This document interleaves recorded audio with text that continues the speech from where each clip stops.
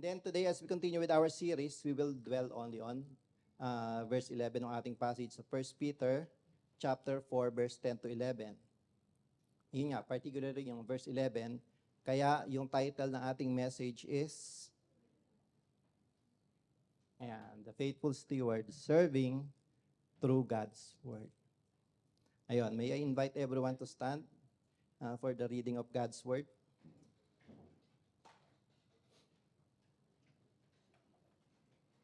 Again, 1 Peter chapter 4, verse 10 to 11.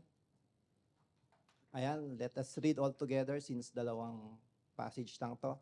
1 Peter chapter 4, verse 10 to 11 says, As each one has received the gift, minister it to one another as good stewards of the manifold grace of God. If anyone speaks, let him speak as the oracles of God. If anyone ministers, let him do it as with the ability which God supplies, that in all things God may be glorified through Jesus Christ, to whom belong the glory and dominion forever and ever. Amen. May the Lord add blessings to the reading of His word. Let us pray. Father God, again, we come humbly unto you, to your throne of grace and mercy, O God. Again, to learn from you, so we ask that you give us wisdom and understanding. And also as you give those two important needs that we are asking, O Lord, give us also the heart, a humble heart, to obey you, to respond, Panginoon, sa lahat ng aming mapag-aaralan ngayong araw na ito, O God.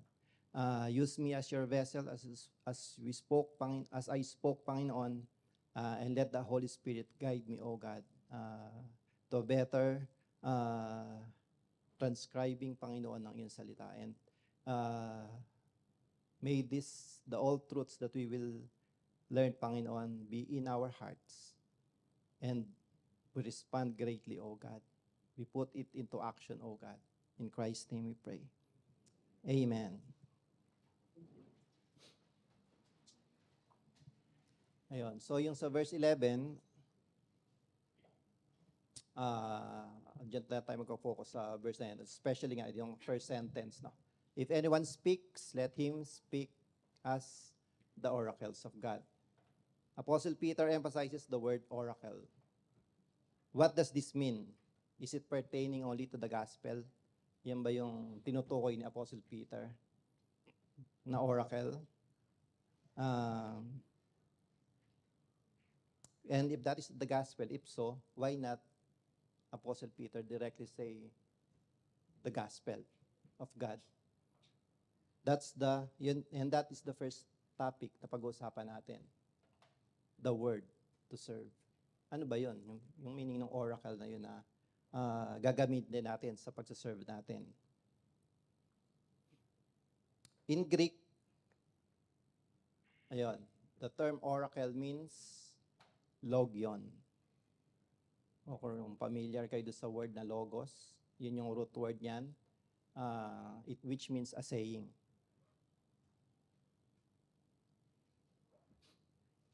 From Helps Word Studies, sabi doon, logion from, yun nga, the root word logos, as a divine declaration. So a deeper meaning, no? Kanina saying lang siya, but this is a divine declaration. A statement originating from God. Ayun, sorry, hindi ko na isama yung last part.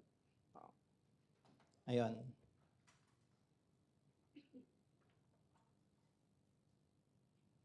A divine declaration daw ang ibig sabihin nung term na oracle. And remember kung kanino ina-address ni Apostle Peter yung letter na to. If you still recall, yung second week, kanino ina-address yung letter na to? Sa church, saan lugar? Sa mga Christian, saan lugar? Sa Asia Minor, yung mga churches doon, which is, in the present time, yung Asia Minor is Turkey. So, ina-address niya yung mga kapatiran doon, no? Sa bansang Turkey. So, what baffled me to this day, no? Paul's ministry circle around that area, Asia Minor and Turkey. Then how come at present time, hindi naging Christian country yung bansa na yon. I think iba yung major na religion ngayon doon, no? Which is not Christianity. Pero if you look into that history ng church, mostly doon nag-originate yung mga Christian churches sa Turkey. So fascinating, no, yung work ng Panginoon. The idea of the word oracle does not pertain exclusively to the gospel, gaya na sinabi ko kanina, but the Bible as a whole. Yun yung ibig sabihin ng oracle dyan. Kaya sabi dyan, when you speak of the oracles of God. And pag-aaralan natin yon later pa kung how we can apply that to our lives. When Peter wrote this epistle, ang complete na books pa lang noon during that time, yung Old Testament. Tama? Kumbaga, yung compilation pa lang ng Bible doon is the Old Testament. Kasi ongoing pa lang yung New Testament during the time of the apostles. No? That's why yung mga commentaries o mga commentators na mababasa nyo, sinasabing yung declaration na yan is pertaining to the Old Testament. But since the book is complete, the Bible is complete, it now relates na the Old Testament plus the New Testament. Kasi kompleto na ngayon eh.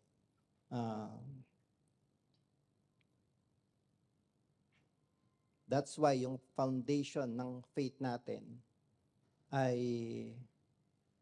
through Scripture alone. Kung matatandaan nyo yung 5 solas ng Reformation, ano-ano yon? Yung basis ng ating belief. The 5 solas belief that our salvation is by grace alone, sola gratia, through faith alone, sola fide, in Christ alone, solus Christus, according to Scripture alone, sola Scriptura, for God's glory alone, soli Deo Gloria. So yan yung 5 solas. And involved dyan yung paggamit natin ng the only reference ng ating faith, which is the Bible. Do we believe that the Bible is God's Word? Amen? Paano nyo nasabi? 2 Timothy 3:16-17. Anong sabi ni Timothy? Ni Paul pala sa letter niya kay Timothy.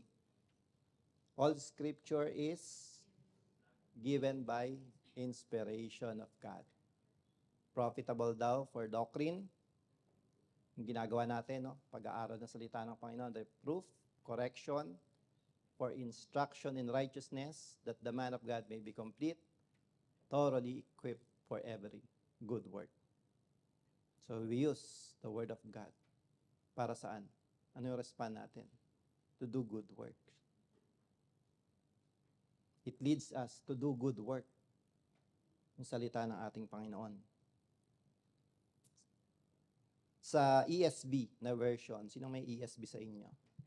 Anong ginamit na term dun sa given by inspiration of God?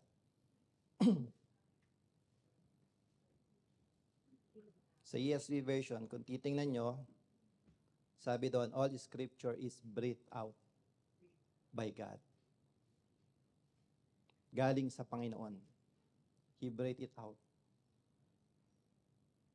Do you remember yung word na yon, yung breathed out by God? Kung kailan unang ginamit? Genesis. Tama, di ba? Kanino ginamit? Kay Adam. Genesis 2:7. During creation to. And the Lord God formed man of the dust of the ground and breathed into his nostrils the breath of life. And man became a living being. So, salita ng Panginoon buhay. It's the same term he uses, no? Na he gave the word. He breathed out the word, no? Kay Adam to give physical life. Then he breathed out the word to give the spiritual life that we have. And that spiritual life includes our eternal life. Doon natin nalaman how can we have eternal life. Doon natin nalaman kung paano tayo from death we experience life. And it's so fascinating how God's word is interconnected from the Old Testament to the New Testament and vice versa. No other written religious books have that kind of characteristics that they support one another. And Peter emphasizes in his epistle that even though it is 100% written by men, but it is also 100% written by God. 2 Peter 1:21 says, "For prophecy never came by the will of man, but holy men of God spoke as they were moved by the Holy Spirit." They are the vessel used by God to write His word, not only by their own self, but by God through the Holy Spirit. That's why we believe that the Bible is truly the Word of God. Yun yung basis sa basis na ating faith. That our faith is according to the Scripture alone, or according to the Bible alone.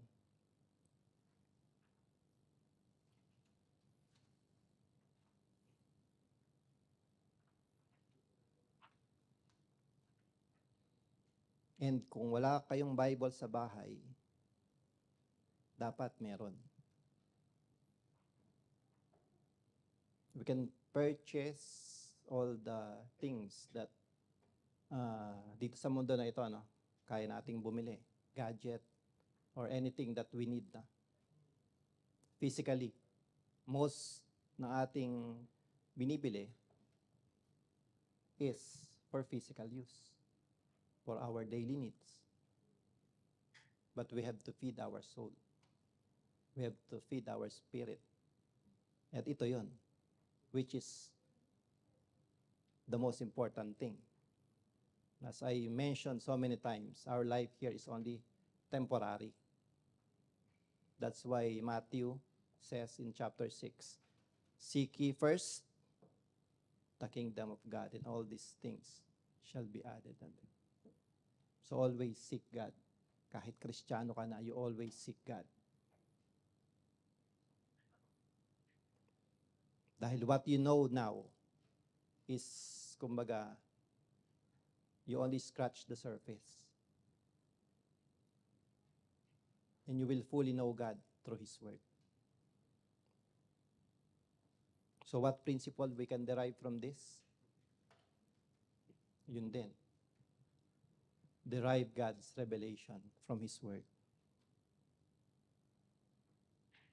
Any revelation that comes from God, dito lang natin makukuha. Through His Word, through His Bible. This is His gift to humanity. And the sad thing is, yun nga, nanineglect yung salita ng Panginoon.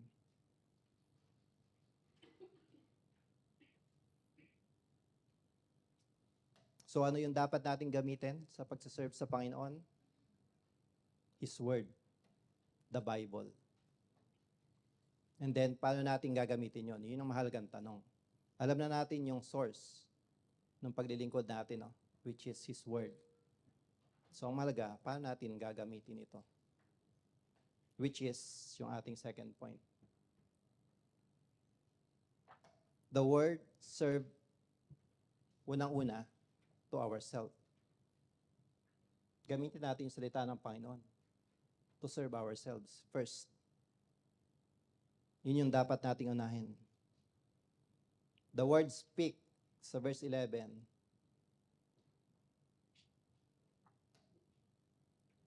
means public ministry, not private. It means we are allowed to speak. Bigyan tayo ng kaya tayo binigyan ng Panginoon ng voice to speak. Speak of what? Of course, yung salita ng Panginoon. Before anyone can speak about God, we must be what? Very careful not to speak of our own, but always from His Word. Dapat may exact interpretation ka of what God is saying or what He wants to reveal. We have to study hard. We have to study hard yung salita ng Panginoon. But, don't be afraid, no? Because the Holy Spirit, if you really say that you are a believer, the Holy Spirit is within you. Ano sabi ni Jesus Christ before He leaves? That He will send the Holy Spirit to teach you. Yung lahat daw ng naituro niya, ituturo sa inyo ng Holy Spirit. Kaya ang tawag sa Holy Spirit, Comforter, Helper, at kung ano-ano pa na description sa Bible. The teacher natin. No? That's why yung second point natin is before a person can serve God's word to other, it is highly important that we learn and first serve the word to ourselves. Tayo muna. Unahin muna nating ituro natin sa sarili natin yung salita ng Panginoon. Because how can we speak of God's goodness when we don't know how good God is? How can you tell that person, napakabuti ng Panginoon, when you don't read His Word? How can we speak of having eternal life when we don't know God's plan for that? Paano mo yung sasabihin sa tayo, you can have eternal life, pero hindi ko alam kung paano. Pero you can have eternal life if we don't read His Word. How can we proclaim Jesus' gospel when we don't know what He did? Sabihin natin, maniwala kayo kay Jesus, He can save you. Pag tinanong ka, bakit? Why He can save me? Call a friend. Basta. Bahala na si Batman. Basta maliligtas ka pag naniwala kay Jesus, no? And all of those things na binanggit ko, we cannot learn if we will not study His Word. And when we study, we teach sa kanino natin una ituturo? Sa sarili natin. Kaya nga tayo nag-aaral, di ba, sa school? To gain knowledge. Para saan yung knowledge na yon? For this, in preparation for our work, para magamit natin. The same thing is true. If we want to declare God to other people or Jesus to other people, we have to learn to His Word and teach that Word to ourselves. Remember yung story na the pastor stole our spoon? Tatandaan niyo pa yun, I think Reverend Conrad or Pastor Joseph mentioned this. No? So ulitin ko lang. Sa hindi pa kung hindi niyo na maalala or hindi niyo pa na-encounter yung story na to. A pastor daw had dinner with a couple sa home church nila. So the pastor was invited sa bahay ng couple na to have dinner. And then, after he left daw, sabi ng wife, may nawawalang spoon. And then, pinagbintangan niya yung pastor kasi siya lang naman yung umalis. Sino nga bang kukuha pa nun? So sabi niya doon sa asawa niya, I think he stole our spoon. Then, this bothered her for a while. So nagbabother siya. So siguro, thinking negatively doon sa pastor, bakit naman niya? Hindi naman silverware yun. Bakit niya kukuhanin yung spoon na yun? No? So then, a year has passed. So 1 taon na lumipas. Then, in-invite uli nila yung pastor to have dinner. And then, siyempre, doon sa wife, talagang hindi siya mapakali kahit kutsara lang yun, hindi siya mapakali, no? Na hindi niya matiis na hindi itanong doon sa pastor. So, sabi nga dito, unable to resist, the wife asked, did you steal our spoon last year? Gabi, no? Spoon lang. Pero maganda yung moral kasi ng story. So, the pastor replied, "No." Sabi niya, "I did not stole your spoon, but I put it where? Inside your Bible." So, anong nangyari? For 1 year, hindi nabuksan yung Bible. May Bible siya. Siguro naka-display yung Bible dun sa, may nakita kong bahay, di ba? May mga naka-display na Bible sa sala, ganon. So baka doon inipit ng pastor. And what bothers me also is 1 year. But inintay niya pa ang 1 year bago niya itanong kung umaattend siya doon sa church. So, posible kaya hindi rin umaattend ng church yung couple na to for 1 year. Di siya nakikita ng pastor. But anyway, yun yung moral ng story. Baka yung mga Bibles natin, ayun, may kutsara. Baka si PJ naglagay na ng kutsara sa mga Bibles nyo, hindi pa nyo alam, no? Sino ba nag-invite na diyan kay PJ sa ng dinner sa kanila or any meals of the day? Check nyo. Mamaya baka pinagbibintangan nyo na din si PJ, no, na yun. Huwag nyo na intayin umabot yung 1 year na ma-invite nyo ulit si PJ or ako. Baka hindi nyo alam, may inon na akong inipit sa mga Bibles nyo. Yun. Ayun. So, ayun. Pag gawin nyo, check nyo yung Bibles nyo, baka may spoon, no? But the moral of the story, wag mangyari sa atin yung gano'n, no?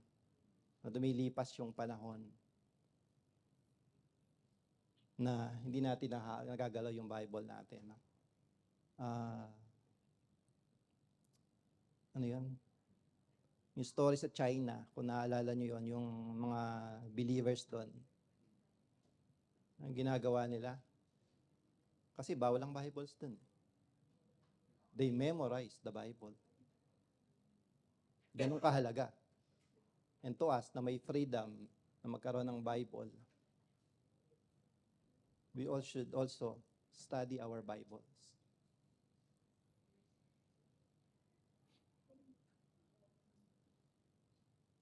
We can spend more time sa leisure ng mundo na to just to entertain ourselves. Entertain ourselves with the Word of God. Much better.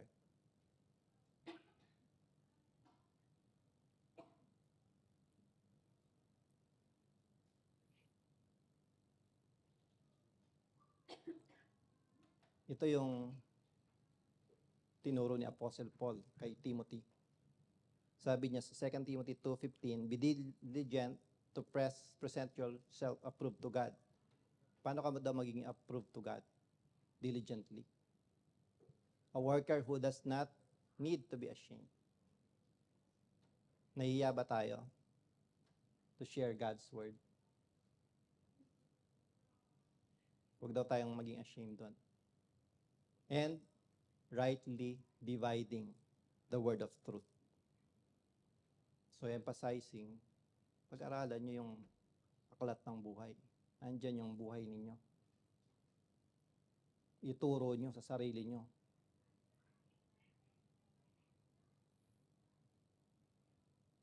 Also, Joshua has the same. Joshua 1:8. Sabi doon, "The book of law shall not depart from your mouth. But you shall," ano daw gagawin? "Meditate it." When? Day and night. That you may observe to do according to all that is written in it. For then, you will, pakita nyo yung promise dyan, "For then you will make your way prosperous, and when you will, and then you will have good success." Hindi prosperity gospel yung tinuturo ko sa inyo. Hindi yun yung tinutumbok niyan. It is more than that. Yung prosperous na binabanggit dyan and have good success. Part yun. Part yun na maging successful tayo sa buhay na to. But the most important part is yung spiritual side. We can have all the riches of this world, but it is nothing compared to the riches na ibibigay sa atin ng Panginoon in the end.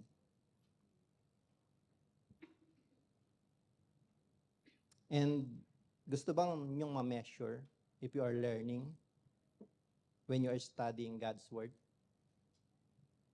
Of course, sino bang hindi, no? Sa work natin, ano tawag sa term na yon? May kanya-kanyang KPIs ba tawag doon? Tama ba? KPI? Yon. Ang tawag doon, key. Yon. Basta key lang natatandaan ko. Hebrews 4:12. Open your Bibles to Hebrews 4:12.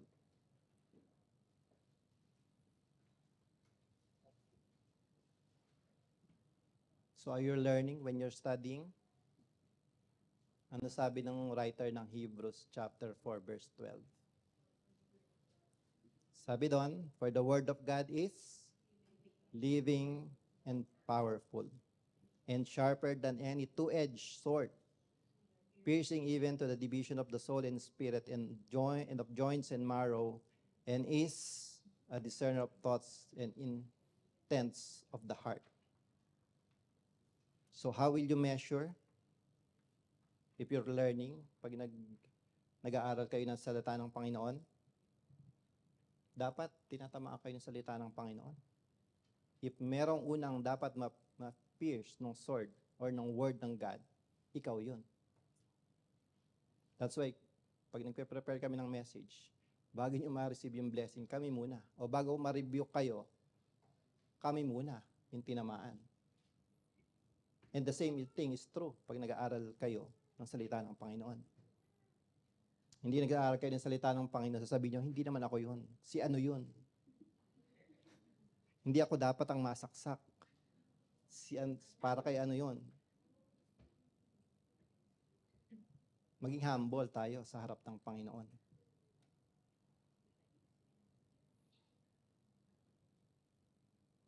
Tayo yung unang-unang recipient pag nag-aaral tayo ng salita ng Panginoon. Kaya nga yung second point natin, sa atin dapat ma-serve yung salita ng Panginoon. Kumbaga, ma-enjoy natin yung salita ng Panginoon. That we can freely share that to the world. Na pag-aralan nating mabuti. We just don't take the word, I can do all things through Christ and strengthen me, and apply it to everything na nagagawin natin, even though it is out of context.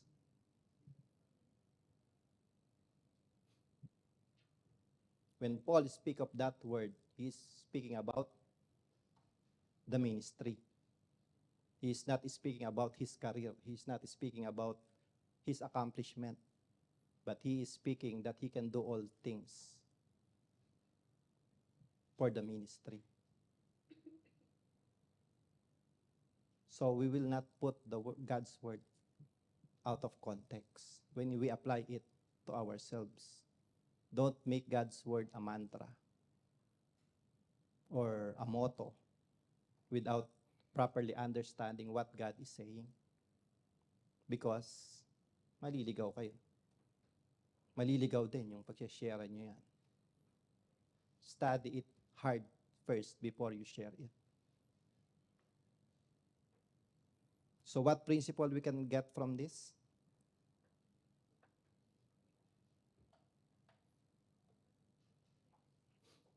Mahilig sa science dyan. Yung mga coder pala, alam yung term na yan. Decipher God's revelation from His Word.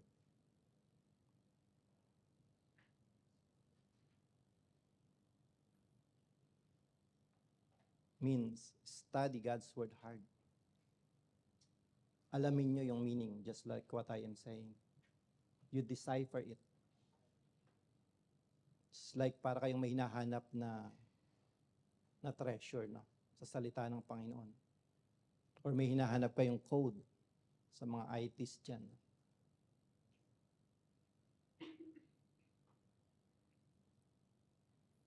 Kung mapapansin nyo, lagi kino-compare ng Panginoon yung salita niya or yung kingdom niya sa treasure. Sabi pa, may isang account na pag yung tao daw na to nakita yung treasure na yon, sa kanyang field. He sell everything to buy that field. Ganon daw yung kingdom ng Panginoon. Ganon ka-rich yung salita ng Panginoon.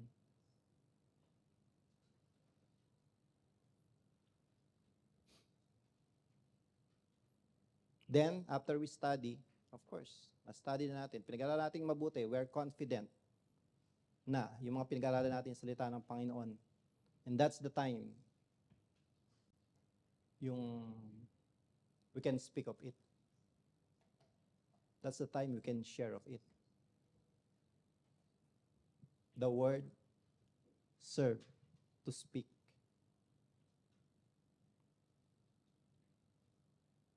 It is only there and then we can share God's word. We can truly relate God's word if we learn it within ourselves. We cannot, as a pastors or sa iba, mga leaders, mga teachers, we cannot teach you everything. No? We cannot, every Sunday lang tayo nagmi-meet or sometimes prayer meetings, FGs. So, in a month, 4 times every Sunday sa FGs, maybe once or twice in a month. So, kung may mga fellowship pa na iba-ibang klaseng fellowship, dun lang. And most of the time, pare-pareho tayo nag-iisa. And we are given wisdom. We are all given wisdom. It is a gift ng ating Panginoon to understand His word.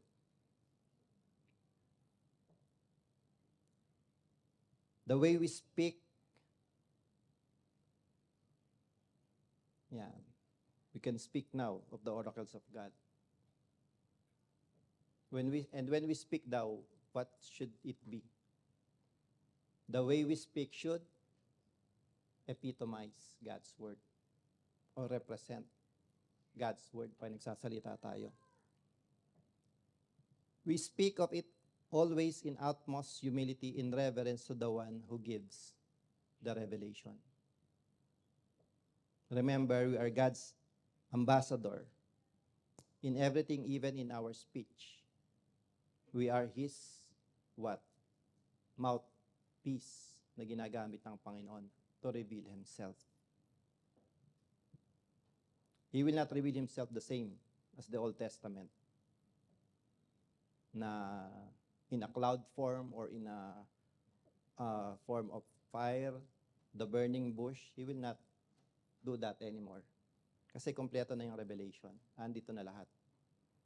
And this is the one. This is now how He speaks to everyone.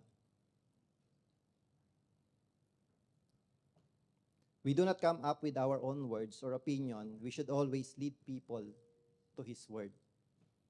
Huwag niyo gagamitin yung sarili niyong opinion when you speak highly about God. Don't do that.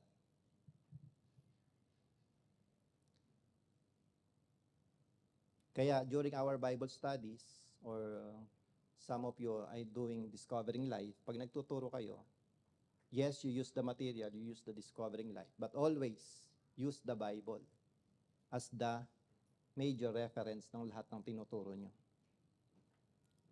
Inya, we are using our material Discovering Life as a tool only para mas madaling maunawan to help, lalo na yung mga first time na nag-aaral pala ng salita ng Panginoon.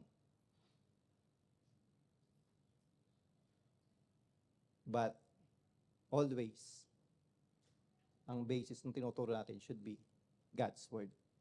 Huwag tayong lalayo doon. In our conversation with each other at home, at work, at school, may mga nag-aaral pa dito. Sa tingin nyo, if someone, God will send someone para mag-observe sa atin, example, bibigyan kayo ng, di ba, usong-uso na ngayon yung mga vlog, travel. So, nakafocus sa kanila kung ano ginagawa nila all throughout do sa travel or kahit anong vlog. Nagluluto o ano. So, nakikita mo yung ginagawa nila. So if God will send someone na hindi natin nakikita, basta mag-observe lang sa atin, no? Yung kayang duration ng pag-observe sa atin ay during our at home o yung sinabi ko nga at work. May ma-observe kaya sa atin that we're speaking of God's word with each other. Na we are enjoying or relating with each other yung salita ng Panginoon na just like, oh, I have this devotion this morning, I want to share it with you. Ma-observe kaya yun sa atin during our conversations at home, at work, or wherever we are. Or matatapos yung pag-observe sa atin na wala silang na-observe na ginawa natin. That we are sharing with each other yung salita ng Panginoon. And mostly, ang napag-uusapan is our lives here, how hard our life here, or na-enjoy mo yung career mo, na-enjoy mo yung nothing wrong with that. But dapat, as a believer, as Christians, ganun dapat din yung bahay natin. Na na-enjoy natin yung isa't isa, hindi lang with the material things we have or yung leisure we have, but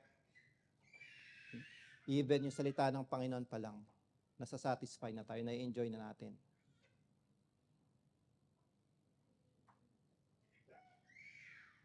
And people are observant.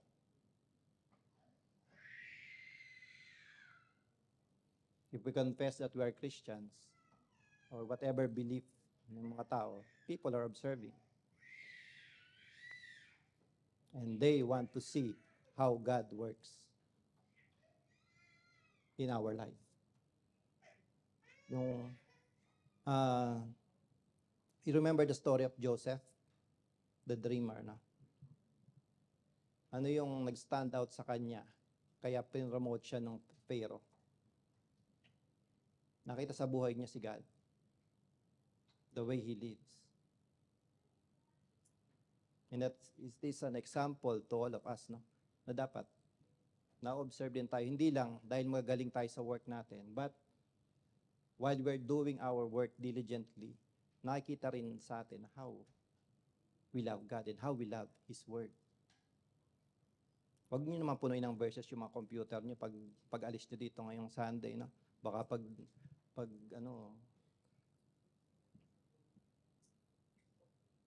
we speak highly of God in humility and, of course, in reverence unto Him. We don't neglect God even in our conversations.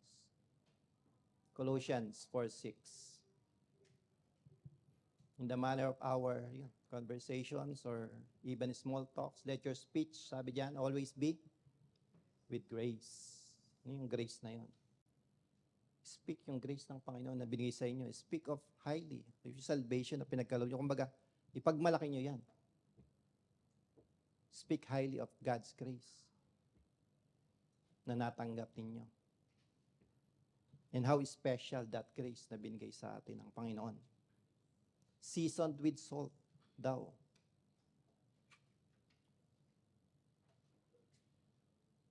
Why it should be seasoned with salt? Ano bang ultimate goal na? Ano ba ang ultimate properties ng salt? Preservation. Kaya madalas ginagamit yan sa word ng Panginoon.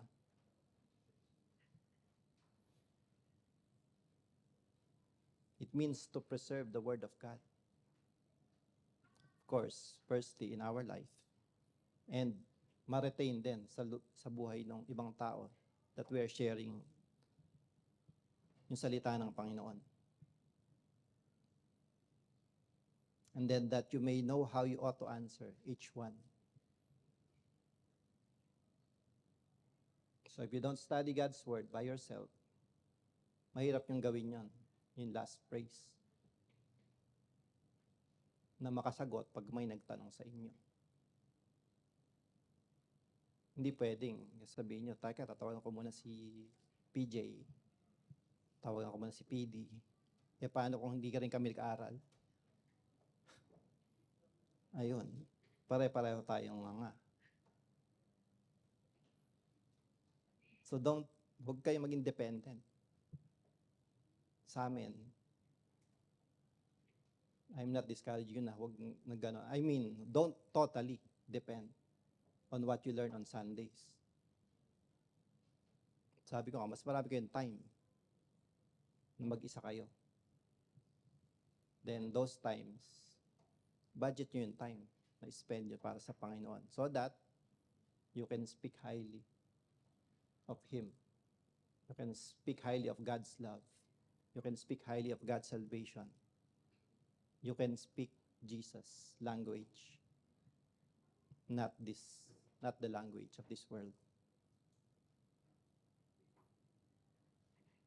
Be with the grace of God that He has given. Seasoned with salt, that our speech, when listened or pag pinakinggan, should preserve the spirit. That is how we could serve God when we speak, through our speech. What goes in, yun din, yung dapat mag-come out. If we are feeding ourselves with God's Word, ganun din. Ang gagawin natin, no? Na we will speak highly of God. But if we are not feeding ourselves with the Word of God, what can we share about God?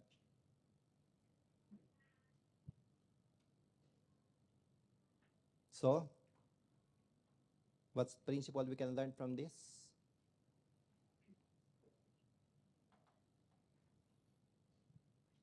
When we serve to speak, we deliver God's revelation from His Word. Doon manggagaling yung i-deliver nating mga salita. The revelation of God from His Word.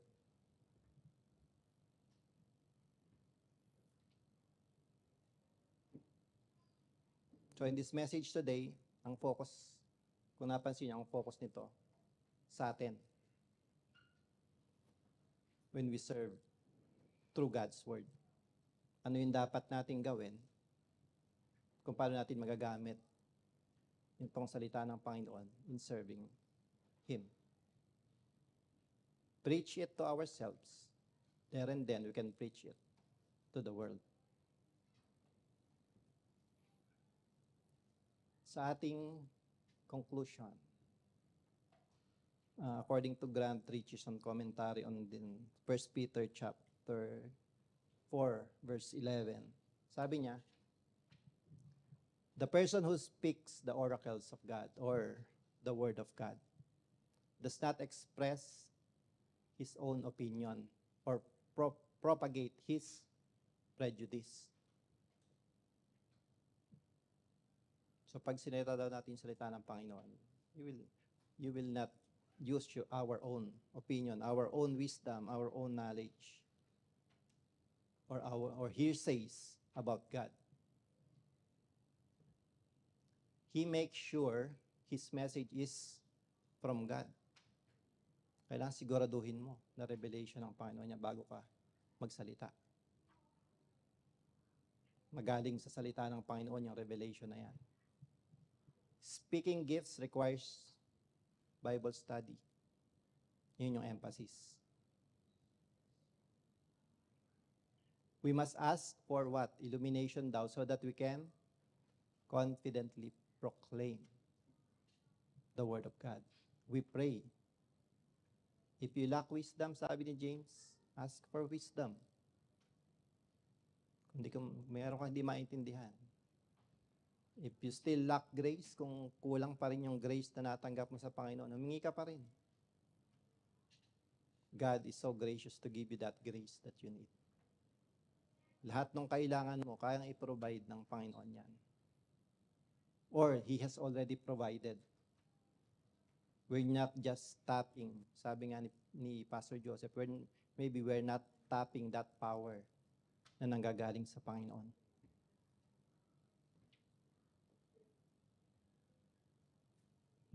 Yeah, and I hope and pray, no, yung lesson natin regarding faithful stewardship. We have plans, no, to change yung things na hindi natin nagagawa. Especially in diligently serving our God. Use your gifts, share your gifts. When it comes to His Word, of course, study it first. Then, speak highly of God.